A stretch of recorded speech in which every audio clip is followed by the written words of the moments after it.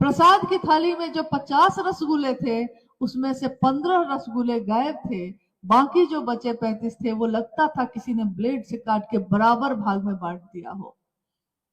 लोग स्तब्ध रह गए और सोचते ही रह गए कि ये क्या हुआ।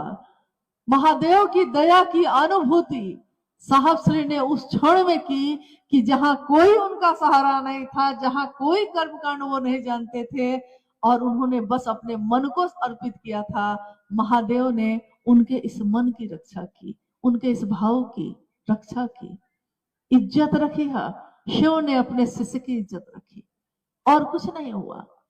इन तीनों सूत्रों में पहला सूत्र साहब श्री ने बनाया, शिव से मन ही मन दया मांगना, क्योंकि उन्होंने कहा शिव की दया के बिना एक कदम भी आप आगे नहीं बढ़ सकते। अब आप कहिएगा कि उस माध्यम के बिना उस शिव की ऊर्जा हम तक आती कैसे? शिव की ऊर्जा इस धरती पे उतरती रही है पहले भी, लेकिन एक एक व्यक्ति तक पहुंच जाए। आकाश से बिजली तो गिरती रही है हमेशा, लेकिन उस बिजली को तार में गुजार कर लोगों के बल्ब तक कैसे पहुंचाएंगे, ये काम तो पहले किसी ने नहीं किया था। कभी कोई ऐसा आया जिसने ये सोचा कि बिजली तो है, इसको क्यों नहीं संरक्षित कर कर लोगों तक पहुंचाएं। साहब श्री के मन में शिव की वो ऊर्जा जो उतरी, तो जो उसको ग्रहण कर सकता है, जो उसको धारित कर सकता है, ऊर्जा तो वहीं उतरेगी और उनके माध्यम से जगत के एक एक व्यक्ति तक पहुंची है। माध्यम हम भी हैं, आप भी हैं और लोग भी हैं। जो भी शिव का संदेश लेकर जाते हैं दूसरों तक, वो सब माध्यम ही है, लेकिन मूल जो माध्यम है उसको हम लोग को कभी नहीं भूलना चाहिए। और वो एकमात्र शिव की शिष्यता इस कालखंड में जो आज जन जन तक पहुंची है, उसके लिए साहब श्री हैं। मां नीलमानंद जी ने इस ऊर्जा का पोषण किया है, पल्लवित पुष्पित किया है। इसलिए शिव की शिष्यता इस धरा पे जो बढ़ी है, विस्तार पाई है, उसके माध्यम उसको पहुंचाने वाले हम तक, आप तक, वो साहब श्री हैं, दीदी नीलमानंद जी हैं।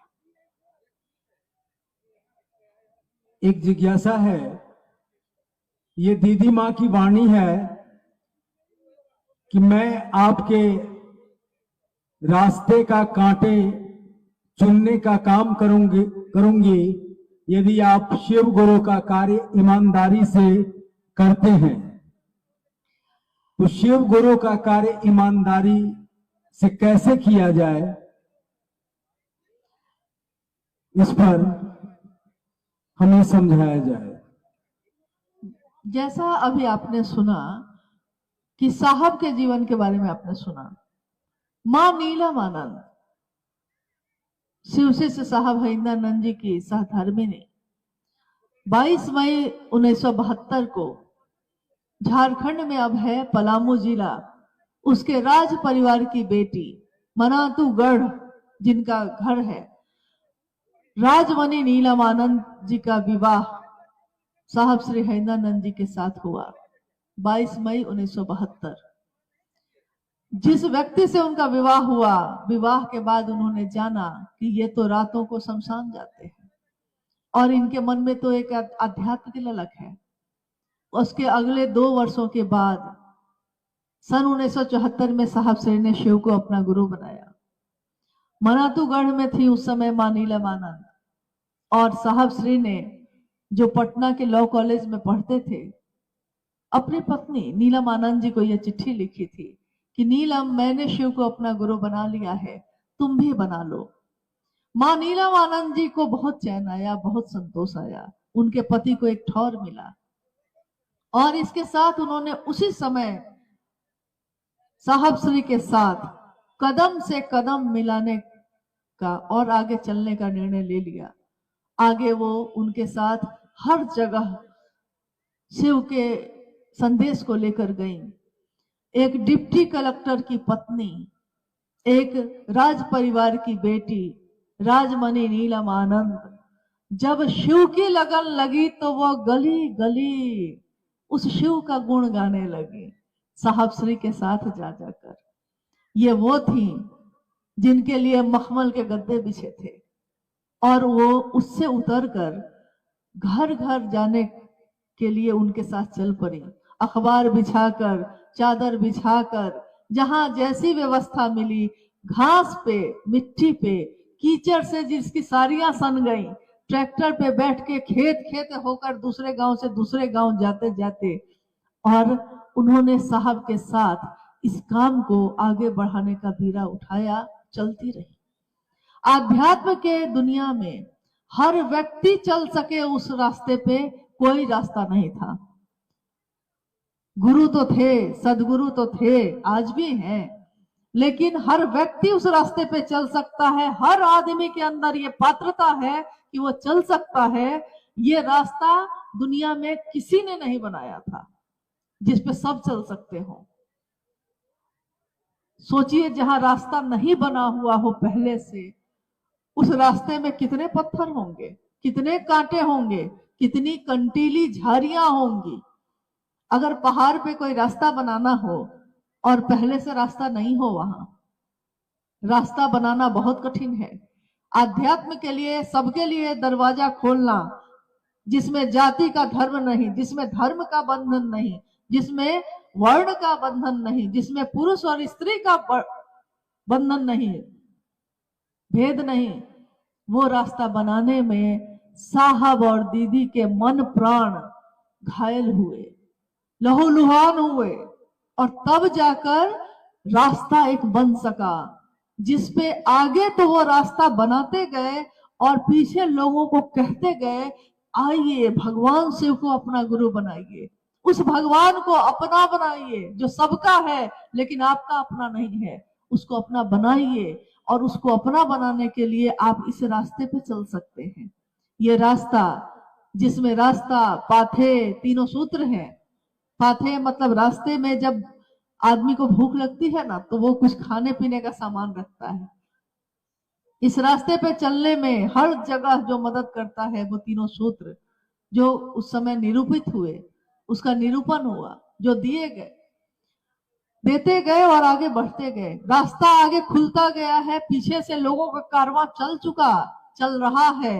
करोड़ों लोग, जहां पहले 1 लोग 2 लोग थे, आज करोड़ों लोग हैं जिन्होंने शिव को अपना गुरु बनाया।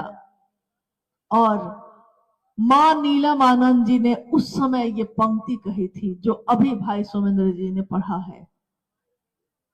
दीदी नीलम आनंद जी ने अपने गुरु भाई गुरु बहनों से ये कहा कि मैं शिव के शिष्या नीलम आनंद, मैं आपके रास्ते पे जो कांटे होंगे उनको खुद झुक कर चुन लूंगी।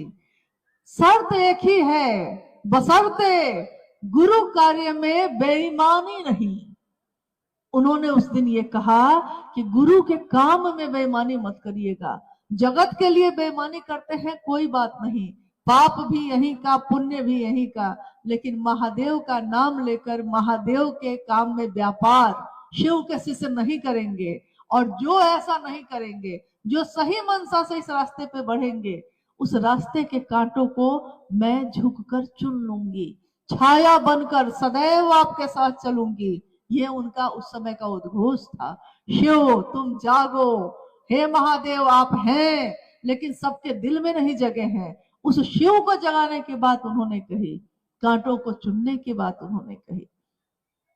आज हम सब चल रहे हैं उस रास्ते पे, कितने आराम से चल रहे हैं।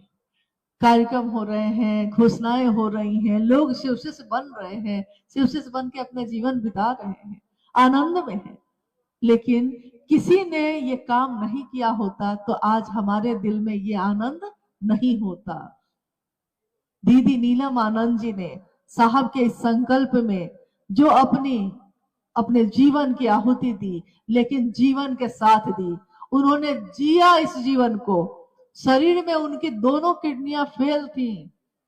जब ये पता चला, लोगों ने कहा कि आपको लोगों से अलग होना पड़ेगा। डॉक्टर ने कहा उनको कि आप लोगों के बीच नहीं बैठ सकते क्योंकि दोनों किडनियां आपकी फेल हो गई हैं, शरीर की मौत हो जाएगी।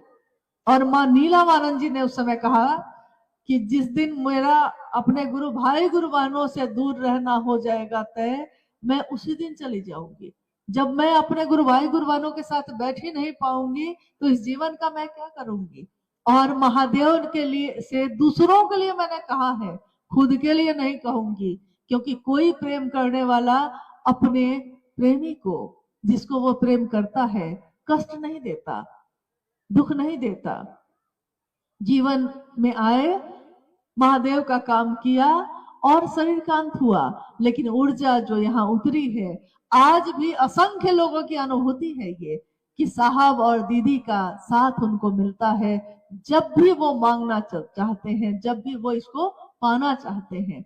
सर देखी है, ये जो रास्ता बनाया है साहब श्री ने, ये जो रास्ते के कांटे चुने हैं मां नीलमानंद जी ने, इस रास्ते पे अगर आप चलते रहेंगे तब न कांटे नहीं मिलेंगे। अगर आपने रास्ता बदल लिया तो मंजिल भी बदल जाती है, इसको याद रखिएगा। रास्ते बदलने वाले जो होते हैं वो मंजिल तक नहीं पहुंचते। मंजिल पे पहुंचना है तो जिसने रास्ता बताया है सही, उस पे विश्वास करिए। साहब श्री के विचारों पे, उनकी बातों पे विश्वास कीजिए। व्यक्ति पे विश्वास नहीं है मत करिए, लेकिन उनकी बातों पे विश्वास करिएगा। अपने शिव को देखने की बात उन्होंने कही। उन्होंने कहा, तुम्हारा अपने शिव से क्या जुड़ाव है मैं नहीं जानता, लेकिन जिस शिव को मैं जानता हूं वो शिव चेतना जो निविड़ अंधकार में पड़ी है, उस तल तक पहुंचकर भी जीवात्मा को शिव से एक में करते हैं। मैं उस शिव की बात करता हूं।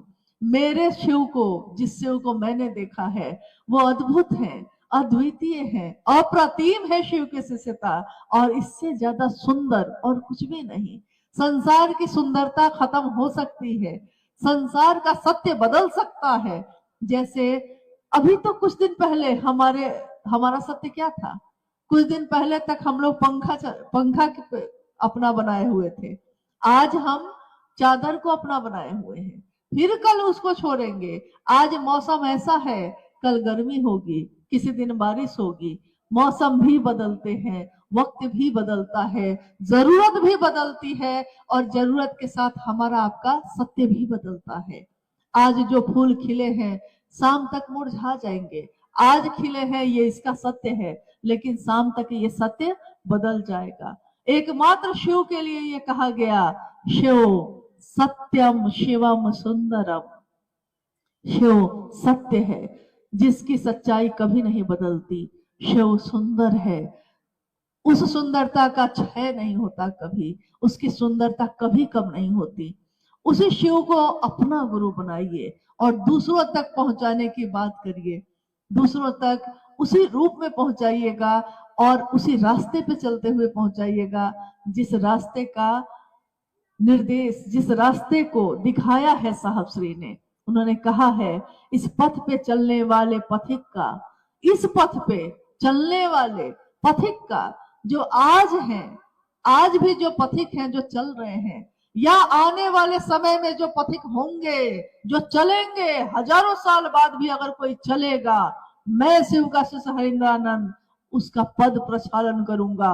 जब शिव के शिष्य अपने गुरु के लिए इस स्तर पे झुकने की बात करते हैं कि वो उन लोगों के पैरों की थकान भी दूर कर देंगे जो उस रास्ते पे चलेंगे। हमको आपको तो चलना है बस।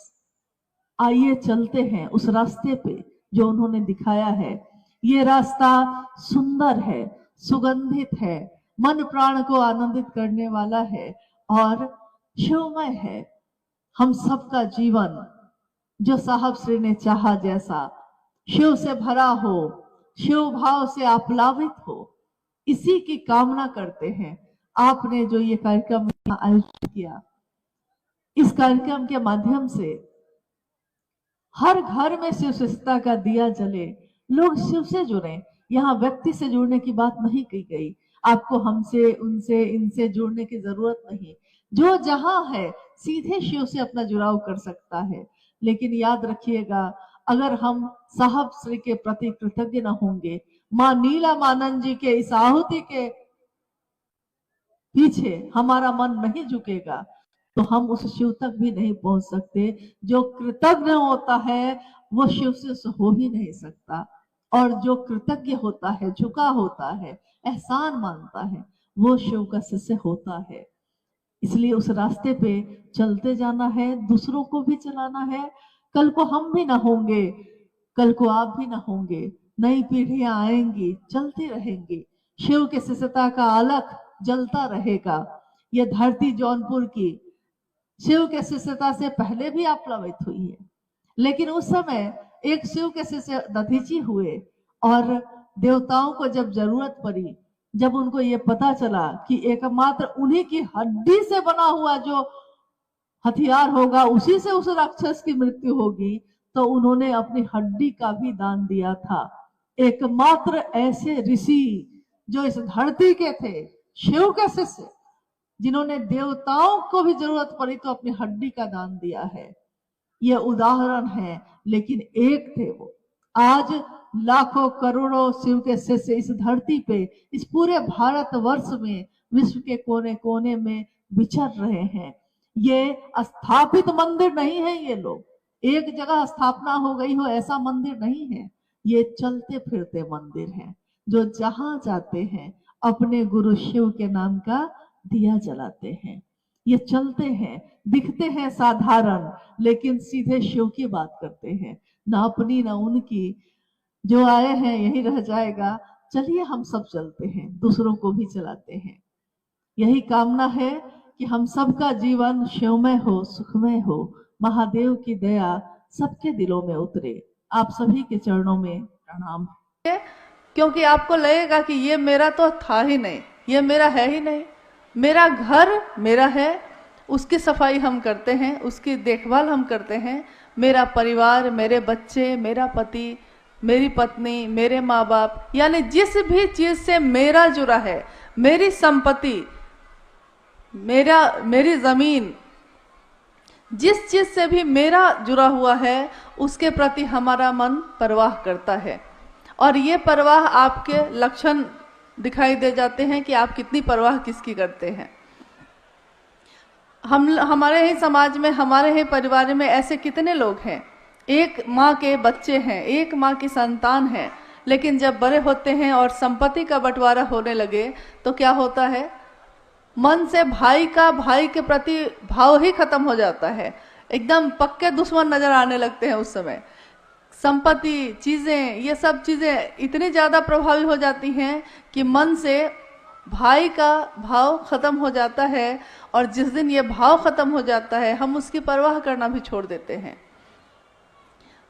माता पिता बुजुर्ग हो जाएं और जिन्होंने पूरा जीवन हम लोगों को दे दिया हमारी उन्नति के लिए, हमारे परिवारजन के लिए, आज जब वो बूढ़े हो जाते हैं तो हमारे पास उनके लिए समय नहीं होता, मन से भाव खत्म हो जाते हैं, तो पता चलता है कि माँ माँ है, पिता पिता हैं, ये भी याद नहीं रहता। तो वो शिव जो हजारों हजार साल से पूजित तो हुआ, घर घर में जिसकी पूजा हुई, शिवलिंग पे जिसके प्रतिदिन न जाने कितने जगहों पे जल का अर्पण किया जाता है, नमः शिवाय मंत्र की गूंज हर जगह होती है, और उनके महामृत्युंजय मंत्र ओम त्र्यंबकम यजामहे कितने जगहों पे, मंदिरों में, घरों में उसके जप होते हैं। लेकिन हम लोगों ने कभी ये नहीं सोचा कि हम जिसकी उपासना करते हैं, हम जिसकी पूजा करते हैं, उसके प्रति हमारा मन कितना जुड़ा हुआ है। क्योंकि पूजा पे भी हम बैठते हैं तो हमारा मन कहाँ होता है। आप सुबह सुबह नहा के पूजा जब करने जाते हैं तो क्या सही में उसी देवता या उसी भगवान, उसी शिव के प्रति आपका मन पूरी तरह समर्पित होता है? आप नहाए हैं, आपने पूजा की सामग्री ली है, आप बैठे हैं, लेकिन आपका मन कहाँ भटक रहा है? किसी का तो भटक रहा है कि रसोई में क्या बन रहा है, किसी का तो ये कि जितनी जल्दी हो अगरबत्ती दिखाते हैं और चल देते हैं क्योंकि दुकान खोलना है, किसी की ट्रेन छूट रही है, किसी की बस छूट रही है। ऐसी स्थिति में और ऐसे युग में खड़े हैं हम, जहां हमारा मन बेचैन बेचैन है, हर तरफ शोरगुल है, हर तरफ बेचैनी है, कहीं मन शांत नहीं होता। तो अब प्रश्न ये उठता है कि तब हम लोग ऐसी कौन सी साधना करें, ऐसे कौन से मंत्रों का जप करें जिससे हमारा मन उस शिव की तरफ चल सके। तो मंत्रों का जप करने बैठते हैं, मन भटक जाता है। साधना करने बैठते हैं, मन भटक जाता है। यहाँ तक कि हम योग और उपासना करने बैठते हैं, तब भी मन भटक जाता है। लेकिन एक बात आपने गौर की होगी, अगर हम किसी से बात करते हों, अगर हम किसी से बातचीत करते हैं किसी भी विषय पे, तो उतनी देर तक हमारा मन उसी विषय पे लगा रहता है। चाहे वो व्यापार हो, चाहे वो पैसा हो, चाहे वो खेती हो, चाहे वो घर की कोई समस्या हो। अगर किसी एक विषय पे हमने बातचीत शुरू कर दी है, यहाँ तक कि आपने देखा होगा कि अगर राजनीति पे बात शुरू हो गई तो धीरे धीरे आसपास के सारे लोग उसमें शामिल हो जाते हैं। अगर क्रिकेट का मौसम है, क्रिकेट की बात हो रही है, सारे लोग उसमें शामिल हो जाते हैं। यानी अगर कोई एक व्यक्ति सही नियत से किसी एक विषय की बात करना शुरू करता है और अगर उस बात में ताकत है, तो वो आसपास के सारे लोगों को खींच लेता है। इसी तरह जब हम शिव की बात भी करना शुरू करते हैं, तो एक तो खुद हमारा मन उस शिव की दिशा में फोकस होने लगता है, केंद्रित होने लगता है, और जिससे हम बात कर रहे हैं सामने वाला, वो भी धीरे धीरे शिव के तरफ उसका मन होने लगता है। यहाँ तक कि मैं और वो जो बात कर रहे हैं, तो आसपास के लोग भी धीरे धीरे रुक के सुनने लगते हैं कि क्या बात हो रही है, क्या बात आखिर कर रहे हैं ये लोग, ये क्या है 3 सूत्र, ये क्या है शिव को गुरु मानने की पद्धति। क्योंकि शिव के जगत गुरु स्वरूप की बात कोई नई बात तो नहीं है। ये हजारों, जब से ये दुनिया है, जब से उस शिव ने इच्छा की और सृष्टि सृष्टि हुई, तब से ये दुनिया कायम है और तब से शिव के सारे रूप भी कायम हैं। लेकिन अगर कोई बहुत अच्छा डॉक्टर हो और हम उससे दिखाने ही नहीं जाए, तो उस डॉक्टर की कोई गलती नहीं होती। हम में बीमारी है और हम जाते ही नहीं दिखाने। यहाँ तक कि अगर दूसरे कहते भी हैं कि अमुक डॉक्टर बहुत अच्छा है, जरा आप वहाँ क्यों नहीं दिखा लेते, तो हम सोचते हैं कि अच्छा उसने कहा है, कभी दिखा लेंगे, या फिर क्यों दिखाएं, उसके कहने पे क्यों दिखाएं, तो नहीं जाते। इसमें उस डॉक्टर की कोई गलती नहीं, गलती तो हमारी है कि हमने सुना भी, जाना भी, लेकिन हम गए नहीं। बहुत सुंदर कोई स्कूल है और हम अपने बच्चे को भेजेंगे ही नहीं, तो न तो उस स्कूल का कोई दोष है, न तो उस स्कूल में पढ़ाने वाले शिक्षकों का कोई दोष है। दोष उसका है जिसने सुना तो है, जाना तो है, लेकिन समझ के भी वहां गया नहीं। शिव गुरु है, जगत के गुरु हैं। ये आज हम और आप नहीं कह रहे हैं, ये तो हमारे ग्रंथों में लिखा है, हमारे उपनिषदों में लिखा है, शास्त्रों में लिखा है कि वो विश्व गुरु हैं, वो आदि गुरु हैं, प्रथम गुरु। और उनसे सुंदर, उनसे बड़ा न तो कोई है, जिसकी पूजा देव भी करते हैं, जिसकी पूजा जीव जंतु भी करते हैं, यहाँ तक कि पशु भी जिसकी पूजा करते हैं। क्योंकि महादेव पशुपति नाथ भी कहलाए, वो महादेव हमारे आपके जैसे सामान्य लोगों का गुरु हो सकता है। इससे बड़ी बात, इससे असाधारण घटना इस जीवन में, इस दुनिया में नहीं घट सकती। क्योंकि आज तक हम लोगों ने तो यही सुना था, जाना था और समझा भी यही था कि वो शिव ईश्वर है, बहुत दूर है उसकी सत्ता, बहुत ऊपर है वो। और हम कहाँ, बहुत साधारण लोग, हमारे पास है क्या? न हमसे मंत्र जप होता है, न हमारा मन केंद्रित होता है, न हमें संस्कृत आती है, न तो हमें बहुत सुंदर कोई बात आती है। तो वो शिव मेरा नजदीकी कैसे हो सकता है? ये सोच सोच के आज से नहीं, हमने जब से जन्म लिया है तब से लेके आज अभी जिस जीवन में हम खड़े हैं, अब तक हम लोगों ने यही सोच सोच के अपने जीवन के अधिकांश समय को गंवा दिया कि शिव सीधे नहीं मिल सकता। तो कभी किसी का सहारा लिया, कभी किसी का लिया, कभी पुरोहित, कभी ज्योतिषी, कभी किसी पंडित, कभी किसी का, क्योंकि खुद पे ये विश्वास ही नहीं था। सोचते ही नहीं थे कि हम सीधे भी उस शिव से जुड़ सकते हैं। इसी काल में आप कहेंगे कि आखिर किसी व्यक्ति का नाम क्यों लिया जाता है जब शिव की बात हो। लेकिन आपने सुना होगा, शिव की पूजा जिसने भी की, शिव की भक्ति जिसने भी की, शिव का शिष्य जो भी हुआ, शिव उसी के नाम से प्रसिद्ध हुए। यहाँ तक कि उनके बड़े बड़े मंदिर भी अपने भक्तों के नाम से हैं। शिव अपने शिष्यों से जाने जाते हैं, शिव अपने भक्तों से जाने जाते हैं। तो आज के इस अभी के युग में एक व्यक्ति का जन्म हुआ जिनके बारे में आपने अभी सुना थोड़ी देर पहले। मंडल सर कह रहे थे कि शिव की शिष्यता की पृष्ठभूमि क्या है, उसकी व्याप्ति क्या है, उसका उद्देश्य क्या है, क्योंकि हर काम को करने के पीछे एक कारण होता है। तो वो व्यक्ति जिनका नाम, जिसको हम लोग प्यार से अभी कह रहे हैं वरेण्य गुरु भ्राता साहब श्री हरिंद्रानंद जी, उनके जीवन में बहुत सी घटनाएं होती चली गई, हमारे आपके जीवन में भी होती हैं। लेकिन आपने सुना होगा कि सेब तो रोज गिरा था, न्यूटन को ही क्यों दिखाई दिया कि सेब नीचे क्यों गिरता है। आप कहेंगे कि हमने भी देखा था, आपने भी देखा था, देखा तो सबने था, लेकिन जिसने लोगों को बताया, नाम तो आज उसी का आता है। तो शिव गुरु हैं, विश्व गुरु हैं, जगत गुरु हैं, आदि गुरु हैं, प्रथम गुरु हैं, देवों के देव हैं। ये हमने सुना है, कहानियों में पढ़ा है, अपने बुजुर्गों से सुना है, मंत्रों के जप में सुना है, लेकिन आज तक हम लोगों ने न तो ये समझा न किसी और को बताया। तो जब साहब श्री हरिंद्रानंद जी के जीवन में कुछ ऐसी घटनाएं हुई जिससे उनका मन ये सोच के कि शिव, जब गुरु के बारे में कहा जाता है कि गुरु साक्षात पर ब्रह्मा, तो वो पर ब्रह्मा यानी शिव, ईश्वर शिव, वही गुरु क्यों नहीं हो सकता?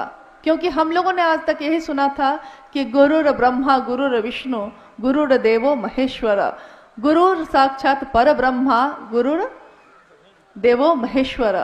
गुरु भगवान होता है, गुरु महेश्वर है, तो वो महेश्वर, वो शिव खुद गुरु क्यों नहीं हो सकता? ये सोच कर ही साहब श्री हरिंद्रानंद जी ने शिव को गुरु बना लिया। और उससे पहले वो जितनी भी साधनाएं उन्होंने की थी, चाहे वो शमशान की साधना हो या योग हो या मंत्रों का जप हो, सब कुछ छोड़ दिया और कहा कि शिव अब मेरे गुरु हैं और अब जो करेंगे वही करेंगे। बाद की घटनाओं में, बाद के समय में ऐसी ऐसी बातें होती चली गई जिससे ये अनुभूत हुआ उन्हें कि नहीं, शिव सिर्फ नाम के नहीं, ये तो काम के भी गुरु हैं। शिव जिस तरह ईश्वर के रूप में हमारी आपकी पुकार सुनते हैं, हमारी मन्नतें पूरी करते हैं, हमारे उपवास और हमारे सोमवार के व्रत का फल भी मिल जाता है, वो शिव गुरु के रूप में हमें ज्ञान भी देते हैं और जीवन जीने की कला भी सिखाते हैं। क्योंकि अगर आपके पास संपत्ति बहुत हो, ज्ञान ही नहीं हो उस संपत्ति को चलाने का, तो वो संपत्ति बेकार हो जाती है। कहा भी जाता है कि आप अपने बच्चे को संपत्ति दे सकते हैं, पैसा दे सकते हैं, लेकिन अगर आपका बच्चा, आप कितने भी बड़े विद्वान हो, आप ही का बच्चा आपसे अगर ज्ञान नहीं लेना चाहेगा, तो ज्ञान ऐसी चीज है जिसको आप जबरदस्ती किसी को नहीं दे सकते। चीजें दे सकते हैं, संपत्ति दे सकते हैं और अपना सब कुछ दे सकते हैं, लेकिन ज्ञान नहीं दे सकते। इसीलिए हमारे पूर्वजों में हमेशा यह कहा जाता था, या अभी भी कहा जाता है, कि गुरुमुख हुए कि नहीं आप, यानी गुरु के तरफ आपका मन हुआ कि नहीं। और अगर हमारे पास सबसे सुंदर विकल्प हो, आप सुन रहे थे अभी भजन में, बोलो सत्यम शिवम, बोलो तुम सुंदरम, यानी अगर सत्य शिव है, अगर सुंदर शिव है और वो शिव सबसे अच्छा है, हमको आपको प्राप्त हो सकता है, तो क्यों नहीं हमारे आपके जैसे साधारण लोग हैं, लेकिन हम उस शिव की राह में चलें। क्यों हम भटकते हैं कहीं और? क्योंकि कोई अगर शरीर में गुरु है तो हो सकता है आज वो है, कल नहीं रहेगा, लेकिन शिव के बारे में हम लोगों ने कभी नहीं सुना कि शिव ने कभी जन्म लिया हो और शिव की कभी मौत हो गई हो। ऐसा नहीं सुना हम लोगों ने, और ऐसा होने वाला है भी नहीं। तो क्यों नहीं उसी शिव को अपना गुरु बनाए? हमने अपने जीवन में सब कुछ सुंदर होना चाहा, सब कुछ अच्छा प्राप्त करना चाहा, लेकिन हो नहीं सका। हमेशा चाहा कि सबसे अच्छा हो, सबसे ज्यादा संपत्ति वाले होते, सबसे सुंदर होते, हमेशा अच्छा होता मेरा। लेकिन सोचते कुछ हैं, आज अभी बहुत सुंदर कुछ हो रहा है, अगले पल पता चलता है कि तबीयत बिगड़ गई है और हॉस्पिटल में आप नजर आ रहे हैं। अगले ही पल मेरा शरीर है, मेरा दिल है, मेरा दिमाग है, अगले पल में क्या सोचने वाला है, अगले पल में धड़केगा या नहीं धड़केगा, यहाँ तक कि मेरे रगों में बहने वाला खून का भी प्रेशर बढ़ेगा कि घटेगा, इस पे भी हमारा नियंत्रण नहीं। हमारे शरीर पे तो हमारा नियंत्रण ही नहीं, हमारी सांसों पे तो हमारा नियंत्रण ही नहीं, तो हम आखिर किस अहंकार में जिए जा रहे हैं? जब सब कुछ उस शिव की दया से प्राप्त है तो क्यों नहीं उस शिव का नाम ले। हमने अपने जीवन में सबका नाम लिया है, हमने अपने जीवन में सबके लिए किया है, यहाँ तक कि अपने जीवन के हर संबंध के लिए समय निकाला है, चाहे वो मेरा बच्चा हो, चाहे वो मेरे पति हो, चाहे वो मेरे माँ बाप हो, चाहे वो मेरे दोस्त हो या संबंधी या पड़ोसी हो। यहाँ तक कि अनजान लोग भी अगर मुसीबत में पड़े होते हैं तो हम उनके लिए भी समय निकाल लेते हैं। लेकिन दुर्भाग्य कैसा है कि शिव की जगत में ही हम शिव के नाम का प्रचार करने की मुहिम में जुटे हैं। इससे बड़ा दुर्भाग्य हमारे आपके लिए नहीं हो सकता कि शिव गुरु हैं, ज्ञान देते हैं, ये बताना पड़ता है, ये समझाना पड़ता है। लेकिन चलिए, ये भी सौभाग्य हमारा है कि हमें ये सौभाग्य इस जीवन में मिला कि हम उस शिव के लिए कुछ तो कर सकेंगे। जिसने सब कुछ दिया है उसके लिए हम अगर थोड़ा भी कर सकें, अगर मेरे इस बोलने से, मेरे इस जीवन में कुछ भी ऐसा करने से कुछ लोग अगर शिव की दिशा में चलने लगते हैं तो इससे बड़ा सौभाग्य एक शिव के शिष्य के लिए कुछ भी नहीं हो सकता। शिव का शिष्य अपने गुरु के लिए कुछ नहीं दे सकता, क्योंकि वो शिव शरीर में दिखाई नहीं देता। न तो उसको आपके किसी भी वस्तु की चाह है, न तो उसको आपके रुपए पैसे की चाह है, न तो प्रसाद का भोग ही खाता है वो तो निहंगी शमशानी मदमस्त शिव है। हमारे गुरु हैं वो, और गुरु जैसा होता है शिष्य भी वैसा ही होता है। आपने देखा होगा कि हमारे जीवन में कुछ ऐसी घटनाएं होती हैं कि किसी ने कुछ कह दिया है, हम उस बात को भूल नहीं पाते, हमारा मन उसी बात पे टिका रहता है कि उसने ऐसा क्यों कहा। दुखी हैं हम, मन ही मन दुखी हैं, जबकि दुख का कोई कारण नहीं है।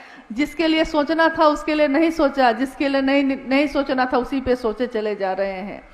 तो जब भी आपका मन बेचैन हो, जब भी आपका मन अशांत हो, यह 3 सूत्र आपके बड़े काम आएंगे।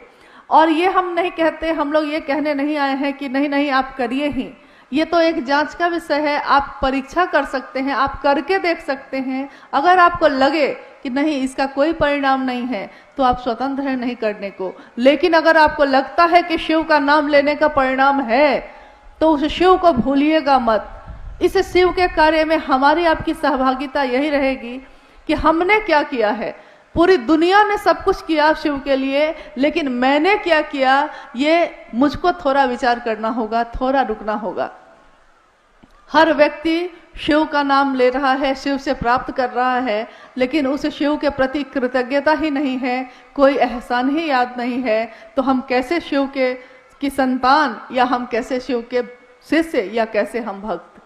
यानी आइए आज हम लोग थोड़ी देर में उन साहब श्री हरिनंदन जी की बात सुनेंगे जिन्होंने अपने जीवन में, वो ज्वाइंट सेक्रेटरी कैबिनेट बिहार सरकार से अवकाश प्राप्त एक प्रशासनिक पदाधिकारी रहे।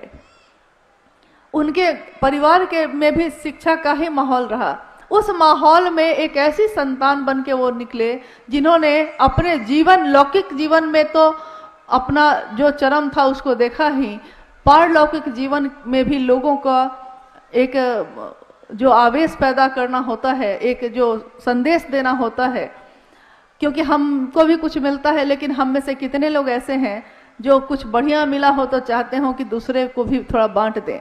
इस जगत में, इस दुनिया में हर व्यक्ति इसी चाह में चलता है कि कौन मुझको जान ले, कौन कहाँ मेरी स्थापना हो जाए, मैं ही गुरु क्यों नहीं बन जाऊं, क्यों नहीं ये सारे लोग मेरे ही शिष्य बन जाएं। ऐसे जगत में शिव के शिष्य भी आए हैं जिन्होंने कहा है कि जब वो जगत गुरु शिव स्वयं गुरु है तो क्यों नहीं हमारे आपके जैसे लोग उनको गुरु मानते हैं। कहाँ कहाँ भटकते रहेंगे और कब तक भटकते रहेंगे।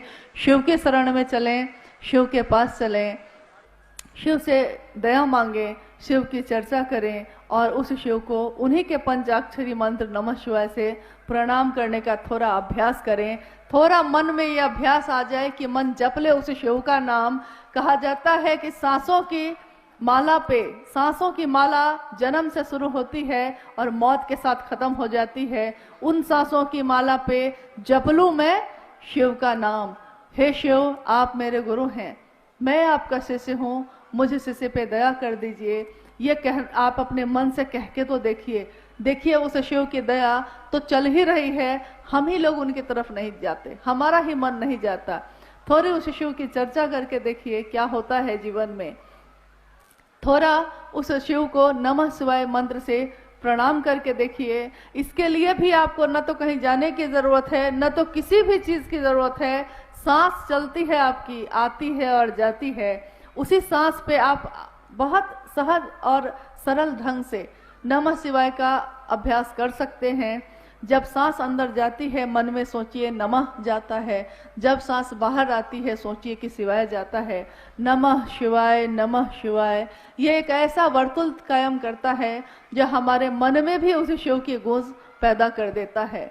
हम नहीं जानते कि उस शिव का तत्व क्या है, हम नहीं जानते वो शिव कैसे दिखते हैं, सचमुच में उनका आकार कैसा है, लेकिन हम लोगों ने तस्वीरों में भी देखा है कि जो शिव के शरण में रहता है, जो शिव के मन के पास अपना मन ले जाने की कोशिश करता है, उसके मन की तमाम संकीर्णताएं खत्म हो जाती हैं, स्वतः ही खत्म हो जाती हैं।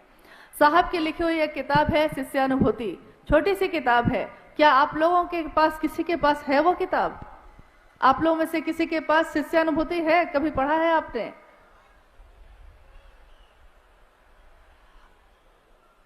नहीं है क्या? नहीं मिली, किसी को नहीं मिली। उसमें शिष्यानुभूति का अर्थ ही होता है एक शिष्य की अनुभूति। और आपको सुन के अच्छा ही लगेगा कि उसका मूल्य यही है, मूल्य के आगे लिखा हुआ है आपका शिव का शिष्य होना। आप शिव के शिष्य हो जाएं, यही उस किताब का मूल्य है। एक शिष्य की अनुभूति के बदले में हम और इससे ज्यादा कुछ नहीं दे सकते। तो उसमें लिखा है साहब ने कि शिव भाव के शिखर की तलहटी में ही समस्त संकीर्णताएं तिरोहित हो जाती हैं। ये जो हमारी दुनिया बटी हुई है जाति, धर्म, संप्रदाय, लिंग, वर्ण और भेदों से, ये सारे भेद स्वतः ही खत्म हो जाते हैं जब हम शिव की बात करते हैं। आपने देखा होगा सावन के समय में हम लोग सोचते हैं कि शिव के लिए जल लेके चले, सारे लोग एक साथ चलते हैं नमः शिवाय बोल बम बोलते हुए, और एक साथ शिव के भजन, शिव के गीत गाते हुए चलते हैं। हम भूल जाते हैं कि हम किस जाति के हैं, हम भूल जाते हैं कि हम किस संप्रदाय, कहाँ के हैं, कैसे हैं, क्या रंग रूप है हमारा, अमीर है या गरीब है। थोड़े दिनों की यात्रा में अगर शिव की गूंज होती है, शिव का नाम लेते हैं, तो हमारे मन की ये सारी संकीर्णताएं खत्म हो जाती हैं।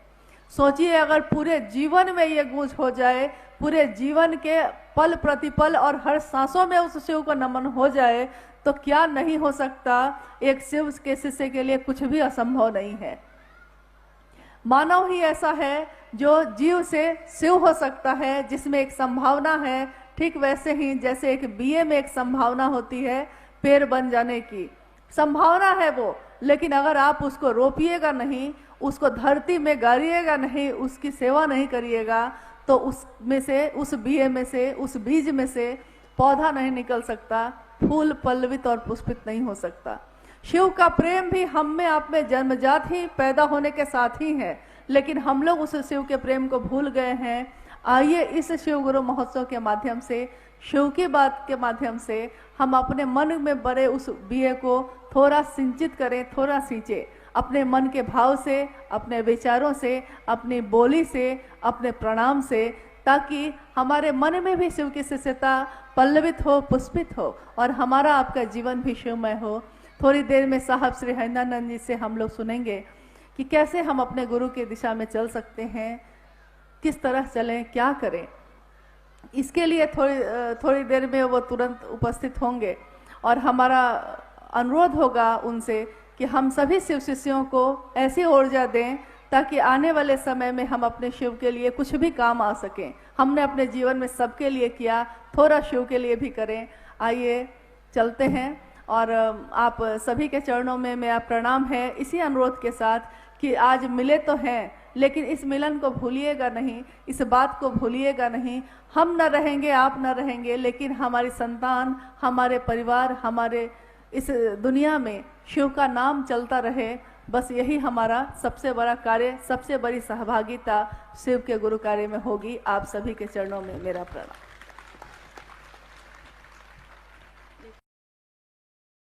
मिलेगा महादेव से भी आप मन से ही मिले हैं, तो इतना साहस नहीं हुआ कि कम से कम कहते हैं कि अरे झूठा ही सही, पल भर के लिए कोई हमें प्यार कर ले, झूठ ही सही, लेकिन झूठ झूठ भी अगर कहिएगा ना, अच्छी बात कहिएगा तो मन को अच्छा ही लगता है।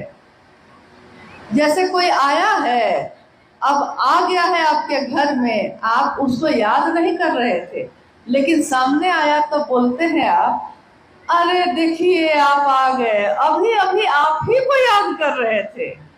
तो सच्चाई तो यह है कि आप याद नहीं कर रहे थे, लेकिन झूठ ही बोला है कम से कम, तो सामने वाले को तो सुख दिया ना आपने, खुश हुआ, सच में हमको याद कर रहे थे, बड़ा खुश हुआ।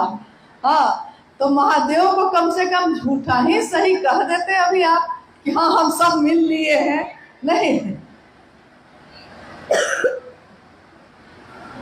तो महादेव से हम मिल सके इसके लिए है ये तीनों सूत्र, शिव को गुरु बनाना और ये तीनों सूत्र करना। यानी कि शिव की शिष्यता की पृष्ठभूमि क्या है? पृष्ठभूमि ये है कि आगे आने वाले लोग जो जगत में आएंगे वो शिव को अपना गुरु बनाएंगे। कैसे, कौन सी विधा काम करेगी? क्योंकि आप कह सकते हैं कि जब साहब हरिनंदन जी ने शिव को गुरु बनाया था तो उन्होंने 3 सूत्र किसी से नहीं पाया था। क्या उनके पास 3 सूत्र थे? क्या साहब हरिनंदन जी के पास सन 1974 में जब उन्होंने शिव को गुरु बनाया तो साहब हरिनंदन जी के पास 3 सूत्र थे? नहीं थे। लेकिन जिसके पास 3 सूत्र नहीं होगा और कोई बताया भी नहीं है, वो करेगा क्या? करेगा क्या? पहला सूत्र कहता है कि अपने गुरु शिव से दया मांगिए, मन ही मन। यहाँ भी मन से कहा गया, मन ही मन अपने गुरु शिव से दया मांगिए। तो हम मन ही मन महादेव से दया मांगते हैं। कोई शिव का शिष्य होगा और कोशिश करेगा और कोई काम नहीं होगा, फिर कोशिश करेगा, नहीं होगा, क्या करेगा तब? जब लाख कोशिश के बाद भी हमसे काम नहीं हो सकेगा तो मेरा मन जब हार जाएगा, थक जाएगा, तो हम क्या करेंगे? हम दया ही तो मांगेंगे, क्योंकि जब हमसे कुछ हो ही नहीं रहा है तो एक ही उपाय बचा ना कि हे महादेव आप हम पे दया करिए, अपने शिष्य पे दया करिए। तो जब तीनों सूत्र नहीं थे साहब के पास और उनका मन हर जगह से धोखा खा रहा था, ठोकर खा रहा था, तो एक दिन हार कर उनके मन में महादेव से यही पुकार लगाई थी, हे शिव आप मेरे गुरु हैं, मैं आपका शिष्य हूँ, मुझ शिष्य पर दया कर दीजिए। दूसरे सूत्र में हम शिव की चर्चा करते हैं। अब अभी अभी आपने सुना कि शिव की चर्चा, पूर्व में शिव की चर्चा का प्रचलन नहीं था, लेकिन शिव की कथा का प्रचलन था।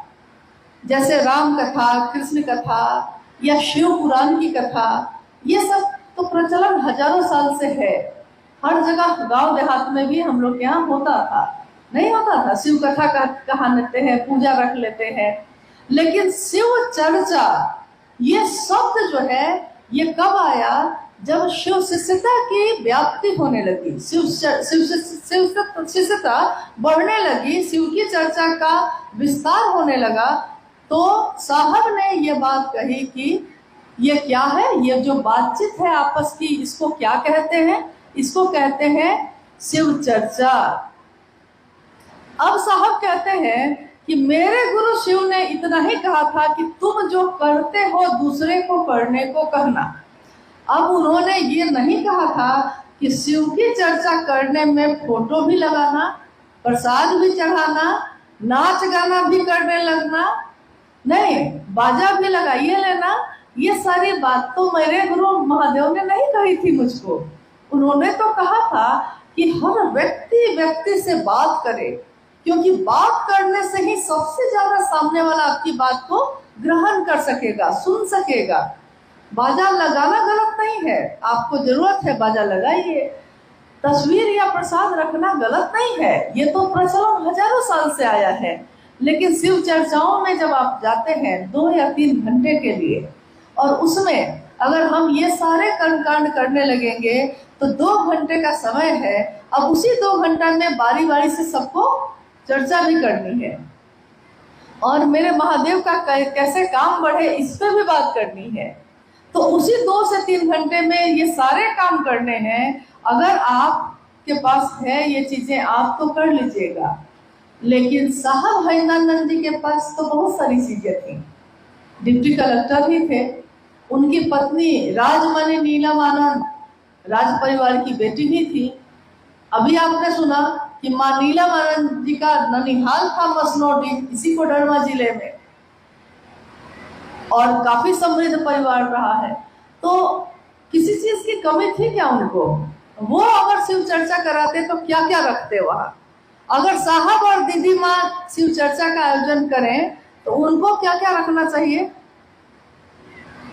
उनके पास तो थी ना भाई, सब कुछ, सारी व्यवस्था थी ना, लेकिन उन्होंने कभी भी ऐसा नहीं किया। उन्होंने ऐसा किया जो गरीब से गरीब आदमी भी जिस काम को कर सकता हो। यानी राज परिवार की बेटी, डिप्टी कलेक्टर की पत्नी अखबार बिछाकर जमीन पर बैठी। क्यों? उनके लिए तो सोफा था, वो क्यों बैठी थी अखबार पे उस दिन? इसलिए बैठी क्योंकि अगर वो नीचे बैठेंगी तब नीचे घास पे बैठने वाले लोग, झोपड़ी में रहने वाले लोग तब उनकी बात सुनेंगे। इसके लिए आपको उनके स्तर पे बैठना होगा, आपको उनके स्तर पे जाके बात करनी होगी, तभी वो आपकी बात को सुनेंगे, तभी वो आपको अपना समझेंगे। और अगर आप कहेंगे कि नहीं ये सारी चीजें भी रखनी है, प्रसाद भी रखना है, फोटो भी रखना है, 500 का बाजा भी लगाना ही पड़ेगा तुमको, अगर बाध्यता होगी तो याद रखिएगा बहुत सारे लोग तो शिव चर्चा करेंगे, लेकिन बहुत सारे लोग इससे वंचित हो जाएंगे। और हमको आपको कोई ऐसा काम नहीं करना चाहिए जिससे कोई टूट जाए या कोई छूट जाए, क्योंकि साहब ने हमेशा कहा है कि कोई टूटे नहीं, कोई छूटे नहीं। न कोई टूटना चाहिए मेरी बात से, न कोई छूटना चाहिए। वो भले हमको छोड़ दे, लेकिन मैंने शिव को गुरु बनाया है तो मेरा यह कर्तव्य है कि मेरे तरफ से ये काम नहीं होना चाहिए। अब मैंने कहा कि ये संगोष्ठी है, तो आइए हम लोग कुछ जिज्ञासाओं पे बात करते हैं। एक सामान्य जिज्ञासा है बहुत गुरुवानों के तरफ से, इस पर भी रखा दीदी बात भी की है। जिज्ञासा है कि दूसरे प्रकार के सत्संग में वहाँ के लोग नाचते और झूमते हुए, क्या दीदी शिव चर्चा में हम लोग भजन के क्रम में नाच और झूम सकते हैं कि नहीं? दीदी का इस पर वो भी है, लेकिन हम दीदी से पुनः निवेदन करेंगे। अच्छा। कि प्रश्न है यदि आप लोगों का कि दूसरे प्रकार के सत्संग में वहाँ के लोग नाचते और झूमते हैं, क्या शिव चर्चा में हम लोग नाच और झूम सकते हैं कि नहीं? दीदी से हम लोग आप इस संगोष्ठी में बैठे हैं, शिव चर्चा ही हो रही है यहाँ पे, लेकिन गीत भी हुए हैं, संगीत भी बज रहे हैं, लेकिन क्या हम में से कोई उठ के झूम रहा है? कोई नृत्य कर रहा है क्या? लेकिन नृत्य कर रहा है मेरा मन, मेरा शरीर नहीं, क्योंकि मन तो आपका सही में तरंग में तो आएगा ही, मन को ही तो कोई चीज प्रभावित करती है, तरंग में आएगा, कोई गलत नहीं है। लेकिन नृत्य करने के लिए भी कोई जगह होनी चाहिए। अब मेरे बेटे का ब्याह जिस दिन होगा तो खूब नृत्य करेंगे हम, क्योंकि भाई वो तो घर का मामला होगा। लेकिन हाँ, मेरे ही विवाह में साहब और दीदी की तस्वीर है, लेकिन शिव चर्चाओं में नहीं। शिव चर्चाओं की अपनी एक गरिमा है, एक मर्यादा है, क्योंकि अभी अभी मैंने कहा कि 2 गुरु भाई, एक गुरु भाई ने हाथ उठाया कि मां नीलम आनंद जी से वो शरीर में मिले हैं। अब ये 2 आदमी पे कितनी बड़ी जिम्मेदारी है ये बताने की कि ये नीलम आनंद जी थी कौन, क्योंकि जो ये बताएंगे उसी से ना आप जानिएगा कि नीलम आनंद जी कौन थी। ठीक वैसे ही समाज में, समष्टि में उतरा हुआ व्यक्ति अगर दिल में अगर अपने हृदय में शिव की शिष्यता को धारण करके नहीं उतरेगा तो समाज में जो भी संदेश आप दीजिएगा समाज को वही समझ में आएगा। क्या शिव चर्चा नाच और गान है तो आप ही उत्तर दीजिए कि है। क्या शिव की चर्चा करना नाचना और गाना है, ऑर्केस्ट्रा है, ये तमाशा है? ये नहीं, क्योंकि साहब की चर्चाओं में भी आपने सुना होगा कि चढ़ के सूली पे मंसूर बोला। मंसूर एक फकीर थे जो कहते थे खुदा है खुदा है। तो वहां के जो राजा थे, बादशाह थे, उसने कहा कि मैं खुद खुदा हूं। मंसूर ने कहा कि नहीं, तुम नहीं हो। तो बादशाह को गुस्सा आया और उसने कहा कि सारे लोग मेरी पूजा करेंगे कि मैं खुदा हूं, लेकिन एक अकेला मंसूर जो है मानने को तैयार नहीं था। और जो ऐसा करता था उसको फांसी की सजा होती थी, सूली पे चढ़ा दिया जाता था। तो उस दिन क्या हुआ कि बादशाह ने उसको सजा दी, सूली पे चढ़ा दिया गया, यानी फांसी के फंदे पे सरेआम सबके बीच फांसी के फंदे पे चढ़ा दिया गया उनको। और चढ़ते चढ़ते मंसूर ने कहा कि इश्क है ये। चढ़ के सूली पे मंसूर बोला कि इश्क है ये, तमाशा नहीं है। शिव की चर्चा मोहब्बत है, महादेव से प्रेम है, इश्क है, तमाशा नहीं है। तो मेरे आपके हाथ में है कि हम शिव की चर्चा का क्या रूप समाज में रखना चाहते हैं। आप जानते हैं अभी का समय डिजिटल युग है, यानी कि आपके छोटे से छोटी चीजों को कोई कैमरा में कैद कर लेता है, कोई वीडियो बना लेता है, कोई फोटो खींच लेता है और यूट्यूब पे डाल देता है, फेसबुक पे डाल देता है। आपके द्वारा की हुई कोई शिव की चर्चा ऐसी होती है जिसको सुन के कोई अनजान व्यक्ति उस पे फेसबुक पे सुना है, लेकिन सुन के उसके मन में भी एक इच्छा पैदा होती है कि हम भी शिव को गुरु बनाते हैं। लेकिन वहीं पे कहीं पे अगर नाच गाना हो रहा है और उसका वीडियो भी बना के किसी ने डाल दिया है। तो अभी कुछ दिनों पूर्व एक पत्रकार ने फोन पे वार्ता के क्रम में मुझसे पूछा कि आपका नंबर बहुत मुश्किल से मिला मुझको, क्योंकि मैं इस पे सर्च कर रहा हूं कि पिछले 10-20 वर्षों के बीच में ये शिव की चर्चा बहुत ज्यादा बढ़ती चली जा रही है। तो मैं इस पे रिसर्च कर रहा हूं कि आखिर इस शिव चर्चा के पीछे है क्या, ये क्या है ये शिव चर्चा। तो मैंने गूगल पे और यूट्यूब पे खोजना शुरू किया। तो उसने जो खोजा तो उसमें शिव चर्चा क्या है, तो शिव चर्चा में उस तरह का वीडियो सामने आ गया जिसमें कहीं पे किसी के घर में घरेलू साप्ताहिक चर्चा में कोई उस पे डांस कर रहे हैं, कुछ लोग, कुछ गुरुबाने उस पर नृत्य कर रही हैं। तो उसने सोचा कि शिव चर्चा मतलब एक ऐसी चीज जो घर में लोग इकट्ठे होते हैं, गाना बजाना करते हैं और नाच गान करते हैं। अब आप सोचिए कि कहाँ से उससे सहजानंद जी की ये कल्पना कि जीव शिव हो सकता है, और कहाँ एक पत्रकार की नजर में जब वो सर्च कर रहा है तो उसको वीडियो सामने आ रहा है कि शिव चर्चा नाच गाना है। साहब ने कहा कि मैं चाहता हूं कि आप ऐसा काम करिए कि अगर कहीं से आप गुजरिए तो आपको देखकर लोग कहें कि शिव के शिष्य जा रहे हैं। लेकिन आप अभी कहीं से गुजरते हैं तो लोग आपको देख के कहते हैं कि क्या कहते हैं, कौन जा रहे हैं, कौन लोग हैं, शिव चर्चा वाले हैं।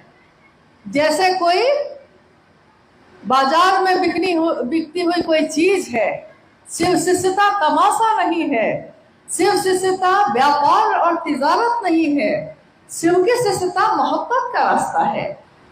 तो वैसे ही अगर शिव चर्चा में कोई ऐसा करता है, आपका कर्तव्य है कि आप उसको जाकर समझाइए कि आपको ये सब करना है अपने घर में करिए, जो करना है आपको अपने घर में करिए, आपकी इच्छा है। लेकिन शिव की चर्चा में इस तरह की चीजों से बचिए। वहां एक मर्यादा है। आपके गुरु की बात हो रही है, आपके गुरु शिव की बात हो रही है, तो शिव की प्रतिष्ठा हमारे आपके हाथ में है। लोग देखकर कहेंगे कि शिव से ये करते हैं। तो बहुत सारे लोग तो अपने घर की बेटी को, अपने घर की अपनी पत्नी को, अपनी माँ को, अपने भाई को शिव चर्चाओं में नहीं भेजना चाहेंगे। कोई भेजना चाहेगा ऐसे जगह पे? नहीं भेजना चाहेगा। इसलिए मेरा अनुरोध है कि अगर कहीं पे ऐसा होता है, क्योंकि हर जगह तो ये नहीं होता होगा, तो कहीं पे अगर ऐसा हो रहा है तो आप जाकर समझाएंगे, हाथ जोड़ के समझाइए, नीचे झुक के समझाइए, तो वो जरूर समझेंगे। अब इक्का दुक्का कोई नहीं समझेगा तो उसको अपने गुरु की दया के आश्रय पे छोड़ दीजिएगा। लेकिन इतना तो करिए कम से कम कि जो इसको समझा सकते हैं उसको समझाने की कोशिश करिए। ऐसा तो बहुत है, समय भी धीरे धीरे अपने गति से बढ़ रहा है, लेकिन हम चाहेंगे दीदी से कुछ प्रश्न। बहुत सारे लोगों की जिज्ञासा आई कि शिव की शिष्यता क्रांति नहीं है, जागरण है। कृपया दीदी समझाने का कष्ट है। शिव की शिष्यता क्रांति नहीं है, एक जागरण है।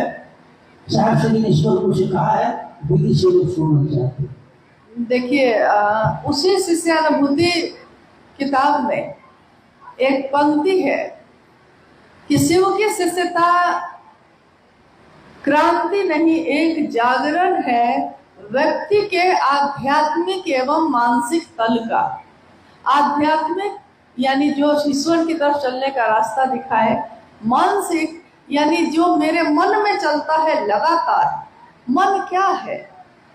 तो मन विचार को पैदा करने की मशीन है, एक अदृश्य मशीन, दिखाई नहीं देती, लेकिन जो दिखाई नहीं दे रहा है वो हमको आपको नचाए हुए है, यानी दिखाई कहीं नहीं दे रहा है। लेकिन मन, आप कहते हैं कि मन दुखी है, आप कहते हैं कि मेरा मन आज बहुत खुश है, यानी कि वो मन अगर दुखी है तो आपका शरीर भी ठीक है, अगर मन सुखी है तो शरीर ठीक है, मन दुखी है तो शरीर भी शिथिल है, यानी कि वो मन आपको नचाए हुए है। आज मन को ये अच्छा लग रहा है, आज मेरा मन ये करने का नहीं है, मन आपको घुमाए हुए है। तो मन के जागरण का, उसी मन में जागरण की विधा है शिव की शिष्यता। क्रांति का अर्थ होता है कि कोई एक चीज है और दूसरी चीज आप बदल के ले आए हैं। जैसा आपने सुना होगा कि अंग्रेजों का जब शासन था तो देश में क्रांति हुई। किस लिए हुई थी? क्रांति हुए, आंदोलन हुआ। किस लिए? कि अभी जो अंग्रेजों की सत्ता है वो बदलना है, उसको हटाना है और भारत के लोगों को ले आना है। यही ना क्रांति का अर्थ, यही है कि एक जो शासन है उसको बदल के दूसरे को ले आना। लेकिन शिव की शिष्यता तो ये नहीं है, शिव की शिष्यता तो शुरू से है। तो शिव की शिष्यता जागरण है, यानी कि वो शिव जो मेरे आपके अंतर में सोया है उसको जगाने का काम करना है। यह शिव की शिष्यता उसको जगाती है। अब आप ये सोचिए कि पहले हमारा ही मन था, किसी से कोई मतलब नहीं रखता था, लेकिन जब से शिव चर्चाओं में जाने लगे हम लोग, तब से कोई अनजान आदमी के हाथ में भी कंगन दिख जाता है तो मेरा मन तुरंत उसकी तरफ आकर्षित होता है। तुरंत हम कहते हैं कि कंगन पहने हैं, तो वो पूछता है तो नहीं गुरु भाई है क्या? देखिए, तुरंत हमारे मन का भाव बदला है, सिर्फ वो कंगन देख के ही बदल गया। या शिव चर्चा में किसी को देखा आपने? जागरण है इस बात का कि महादेव जैसा है वैसा ही ना अपने शिष्य को बनाएंगे। गुरु अपने जैसा ही अपने शिष्य को बनाते हैं। शिव भी गुरु होंगे तो अपने शिष्य को कैसा बनाएंगे? अपने जैसा बनाएंगे। तो अपने जैसा बनाना यानी जीव से शिव बना देना, इसके लिए हम ये तीनों सूत्र जब करते हैं तो हमारे मन में धीरे धीरे परिवर्तन होने लगता है। शिव से दया मांगना, शिव की चर्चा करना, शिव को प्रणाम करना, हम करते बस यही तीन काम है। देखने में बहुत आसान लगता है ये कि इसमें क्या है, हम तो ये काम कभी भी कर सकते हैं। लेकिन जो चीज देखने में आसान लग रही है वो आसान होती नहीं है। दया मांगना बहुत कठिन है। दया का अर्थ होता है कि पूरी तरह टूट कर गिर जाना, समर्पित हो जाना। तुम ही अब जो करोगे सो है, नहीं तो हम अब कुछ भी नहीं है। आमी यंत्र तोमी यंत्रिमा, मैं बस यंत्र हूँ, तुम इस यंत्र को चलाने वाले हो। जब तक हमारे मन में ये भाव नहीं होता तब तक हमारा मन दया नहीं मांगता सचमुच में।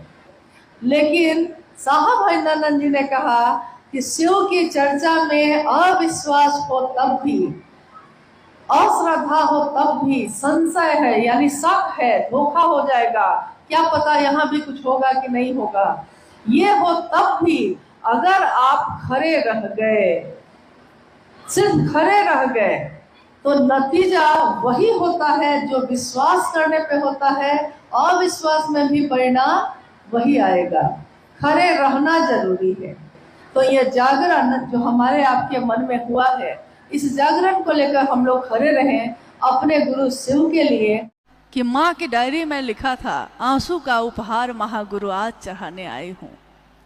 माँ नीलमानंद, माँ नीलमानंद, करोड़ों संतान हो जिसकी, वो अपने गुरु के पास कह रही हैं, लिख रही हैं कि आंसू का उपहार महागुरु आज चढ़ाने आया हूं। क्योंकि महादेव भाव ग्रहण करते हैं और वो लिख रही हैं। अद्भुत है ये भाव, अनुकरणीय है। मेरे पास कुछ नहीं है, एक शिष्य के पास क्या होगा? जो चीजें हैं यहीं की हैं, यहीं से ली थी, यहीं को देकर जाएंगे, क्या होगा मेरे पास? लेकिन शिव ने जो भाव पैदा किया है मेरे मन में, वो है मेरे पास। सूक्ष्माति सूक्ष्म शिव की सत्ता को सूक्ष्माति सूक्ष्म भाव ही ग्रहण होता है। इसलिए आंसू ही तो है। आंसू नकली कुछ लगा के पैदा नहीं किए जा सकते, ये सिर्फ फिल्मों में होता है। लौकिक जीवन में, सचमुच के जीवन में अगर आंखों में आंसू आते हैं तो या तो अत्यधिक दुख के होते हैं या फिर अत्यधिक सुख के होते हैं। तो माँ नीलम आनंद की आंखों से अगर आंसू बहे हैं तो असीम सुख से, असीम आनंद से उन्होंने ममता दी है, छांव दिया है। और हम सब शिव के शिष्य अपने साहब और दीदी के लिए कृतज्ञ हैं। आपने दिया है, बिन मांगे दिया है। और इस कृतज्ञता में हम यही कर सकते हैं कि जो वो चाहते हैं वो हम सब कर सकें। इस संगोष्ठी का भी मूल उद्देश्य, मुख्य उद्देश्य यही है कि हम सब जो एक सभा में बैठे हैं, सभा शिव शिष्यों की सभा है, इसमें जो बैठे हैं हम सभी का मन एक हो, इस जगह पे एक हो, एक विषय में एक हो, बाकी चीज में चलेगा अलग अलग।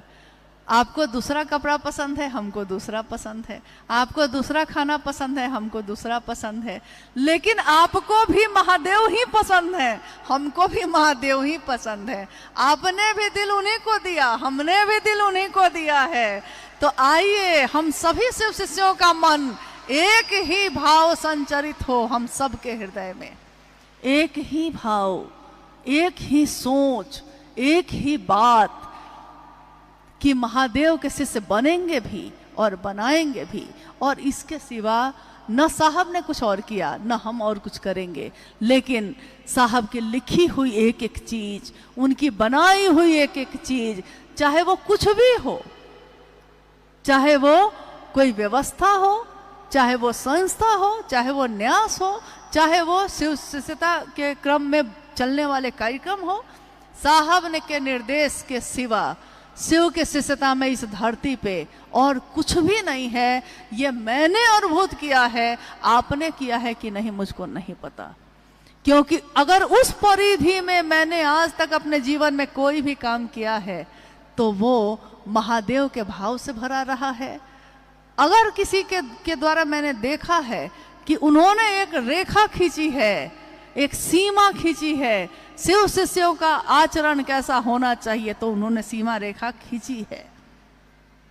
शिव शिष्यता की बगिया में फूल खिले हैं, तो क्या देना है और क्या नहीं देना है उन्होंने एक रेखा खींची है। अगर हम उसका निर्वहन करते हैं तो सारे जगह पे रास्ते खुले हैं और गति ही गति है, इतनी तीव्र है कि हम लोग थक जा रहे हैं।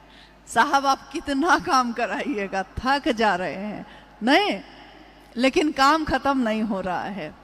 आइए हम लोग, अगर कोई जिज्ञासा आई है तो उस पर बात करें। समय थोड़ा लंबा खींच गया है, ये बात भी सही है, क्योंकि स्वाभाविक है जब आप कोई व्यवस्था बनाते हैं तो थोड़ा अनुभव लेते लेते थोड़ा समय हो जाता है, परंतु बड़ी मुश्किल से हम लोग एक जगह इकट्ठा हुए हैं, इसलिए थोड़ी देर के बाद आज का ये कार्यक्रम अपने समापन की तरफ जाएगा। उससे पहले एक दो जिज्ञासा पे भी हम लोग बात कर लेते हैं। है जिज्ञासा है?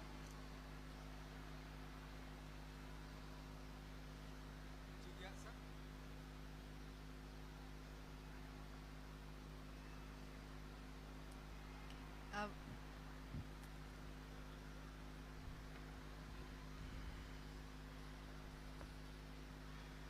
इसमें आवाज है?